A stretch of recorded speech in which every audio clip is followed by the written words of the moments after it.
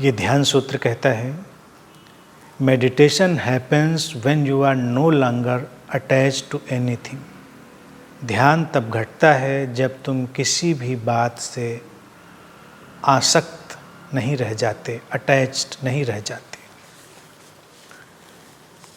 ये सूत्र जो बात कह रहा है, इस पर ही भारत में बहुत सारी परंपराएं, व्यवस्थाएं खड़ी हुई। जब साधु, सन्यासी, तपस्वी सब त्यागने में लग गए, उनको लगा कि हमें किसी भी चीज़ से अटैच नहीं रहना है, ना हमें घर परिवार से, ना हमको किसी भी सांसारिक चीज़ से, क्योंकि तभी ध्यान घटेगा। ये बात तो समझ में आ गई थी कि अटैचमेंट जब तक है तब तक ध्यान नहीं है। लेकिन अटैचमेंट का सही मतलब सचमुच में क्या है? अगर इस बात को चूक गए तो सारी बात चली जाएगी। वो चीज़ों से भागना नहीं है, व्यवस्थाओं से भागना नहीं है। अटैचमेंट जब हमारा हटता है तो हम चीज़ों को उनके अपने मौलिक स्वरूप में देख लेते हैं। हम देख लेते हैं वो सब एक घटनाक्रम है जो अस्तित्व के रहस्य से घटता है। उस कॉस्मिक लॉ से, उस जागतिक नियम से घटनाएं घटती हैं, परिस्थितियां बनती हैं, सारे कृत्य घटते हैं। तो हम इसमें करने वाले नहीं हैं, तो हम कहाँ पर अटैच हैं? हमारा अटैचमेंट हमारे करने से है, हमारी डूइंग से है, हमारे कर्तापन से।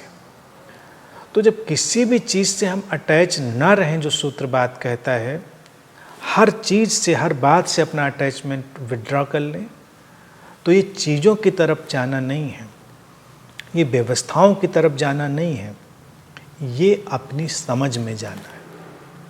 ये अपनी समझ में प्रवेश है कि हम समझ लें इस बात को,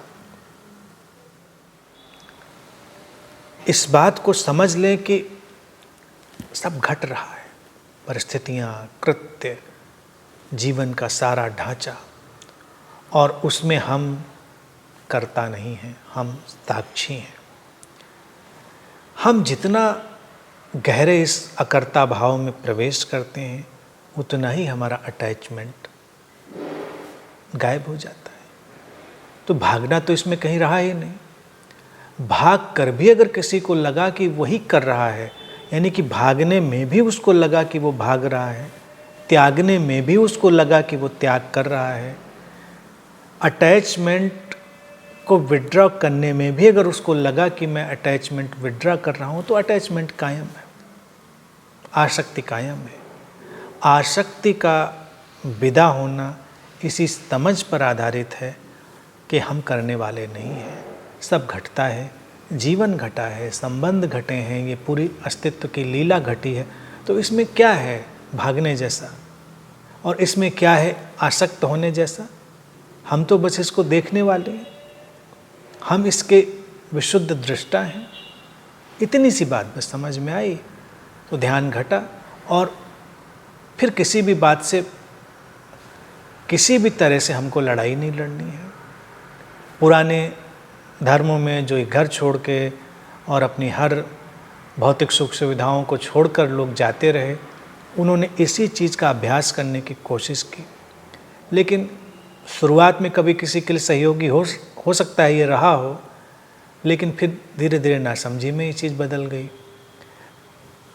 छोड़ना था अपने कर्तापन को और हम कृत्यों को छोड़ दें, तो उससे बात नहीं बनती। बात को समझें और जागतिक नियम को समझें, उस कॉस्मिक लॉ को समझें कि ये रहस्य में जागतिक नियम है जिससे सब कुछ घटता है।